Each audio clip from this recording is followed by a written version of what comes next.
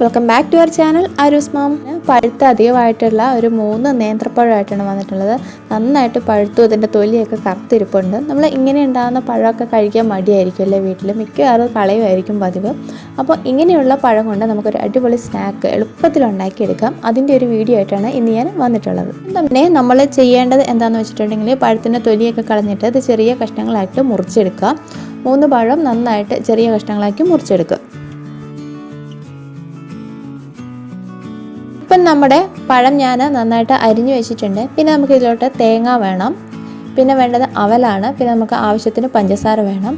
പഞ്ചസാര കുറച്ച് മതിയാവും, കാരണം നന്നായിട്ട് പഴുത്ത പഴം ആയതുകൊണ്ട് നല്ല മധുരമുണ്ട്. അതുകൊണ്ട് നിങ്ങൾ ആവശ്യത്തിന് പഞ്ചസാര ആഡ് ചെയ്ത് കൊടുക്കുക. പിന്നെ നിങ്ങൾക്ക് വേണമെങ്കിൽ നിങ്ങളുടെ കയ്യിൽ ഉണ്ടെങ്കിൽ നമ്മുടെ ബദാം, പിന്നെ അണ്ടിപ്പരിപ്പ്, മുന്തിരി ഇങ്ങനെയുള്ള സംഭവങ്ങൾ ഇട്ടുവിടാം. കുറച്ച് ഏലക്ക കൂടി ഇട്ട് കൊടുക്കുക. ഇനി നമ്മൾ ചെയ്യേണ്ടത്, നമ്മുടെ പാന് ചൂടായതിന് ശേഷം അതിലേക്ക് ഞാനൊരു 1.5 സ്പൂൺ നെയ്യ് ആഡ് ചെയ്ത് കൊടുക്കുകയാണ്.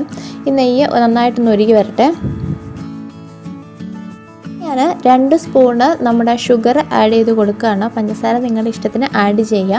അതിനുശേഷം ഈ പഞ്ചസാര നന്നായിട്ട് ഇളക്കി കൊടുക്കുക. ഇളക്കി കൊടുത്തു കഴിയുമ്പോൾ അതൊന്ന് മെൽറ്റായി തുടങ്ങുമ്പോൾ നമ്മൾ എടുത്തു വെച്ചിരിക്കുന്ന തേങ്ങയും കൂടെ ആഡ് ചെയ്ത് കൊടുത്ത് നന്നായിട്ട് ഇളക്കുക. ഇനി നമ്മൾ ലോ ഫ്ലെയിമിൽ വെച്ചിട്ട് ഈ തേങ്ങ ഒന്ന് ബ്രൗൺ നിറം ആവുന്നത് വരെ നന്നായിട്ടൊന്ന് ഇളക്കി കൊടുത്തുകൊണ്ടേ ഇരിക്കുക. ഒരുപാട് തീ വെക്കരുത്, അപ്പോൾ കരിഞ്ഞു പോകും. ലോ ഫ്ലെയിമിൽ സിമ്മിലിട്ടിട്ട് വേണം നമ്മൾ ചെയ്തെടുക്കാനായിട്ട്. നമ്മുടെ തേങ്ങ ഒന്ന് ബ്രൗൺ നിറം ആയി തുടങ്ങുന്നുണ്ട്. ഇനി നമുക്ക് ഇതിലേക്ക് നമ്മൾ എടുത്തു വെച്ചിരിക്കുന്ന പഴം ഇട്ട് കൊടുക്കാം.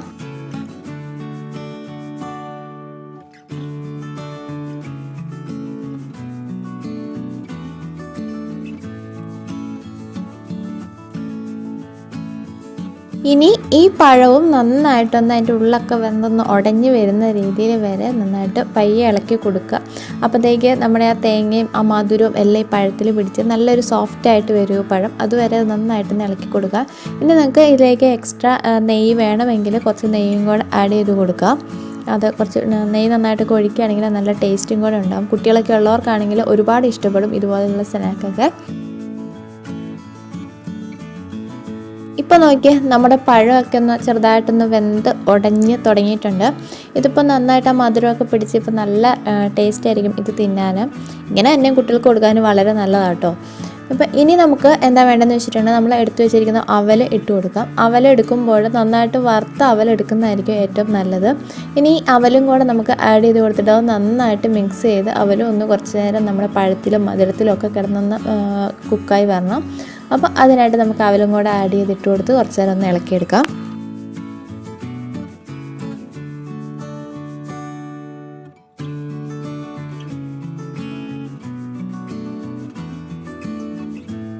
ഇപ്പോൾ നമ്മുടെ അവലും പഴമൊക്കെ നന്നായിട്ടൊന്ന് കൂടിച്ചേർന്ന് നല്ല പാകമായി വരുന്നുണ്ട്.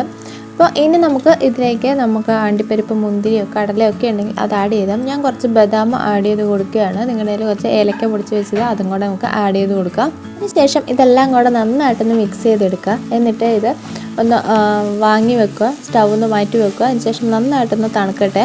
തണുത്തതിന് ശേഷം നമുക്കിതൊന്ന് ചെറിയ ചെറിയ ബോൾസ് ആക്കി എടുക്കണം. ഇനി ഞാൻ ഇതൊരു പാത്രത്തിലോട്ട് മാറ്റി വെക്കുകയാണ്. അതിനുശേഷം അതൊന്ന് ചെറുതായിട്ട് തണുക്കട്ടെ, ഒത്തിരി തണുക്കാൻ നിൽക്കരുത്. ചെറിയൊരു രീതിയിൽ തണുത്തതിന് ശേഷം നമുക്ക് ഇതിൻ്റെ ബാക്കി പണി നോക്കാം.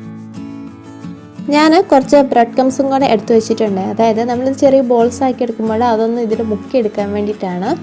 ഇനി നമുക്ക് നമ്മുടെ ഈ പഴമൊക്കെ തണുത്ത് റെഡിയായിരിക്കുന്നത് നമുക്കൊന്ന് അത് ചെറിയ ബോൾസ് ആക്കിയിട്ട് നമ്മുടെ ഈ ബ്രെഡ് ക്രംസിൽ മുക്കിയെടുക്കാം.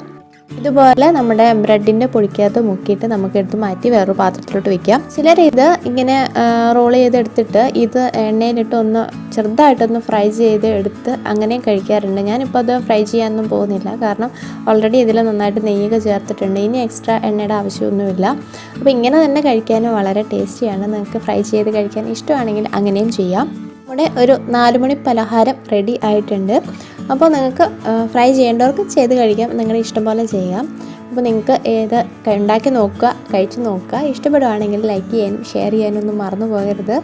അതുപോലെ തന്നെ നമ്മുടെ ചാനലിലെ വീഡിയോ ആദ്യമായിട്ട് കാണുന്നവരാണെങ്കിൽ സബ്സ്ക്രൈബ് ചെയ്യാൻ മറന്നു പോകരുത് നമ്മുടെ ചാനൽ. അതുപോലെ തന്നെ സപ്പോർട്ട് ചെയ്യുക. അപ്പോൾ നിങ്ങൾ ഉണ്ടാക്കി നോക്കിയിട്ട് അഭിപ്രായം പറയാൻ മറന്നു പോകരുത് കേട്ടോ. അപ്പോൾ നമുക്കിനി അടുത്തൊരു വീഡിയോയിൽ കാണാം. Bye bye.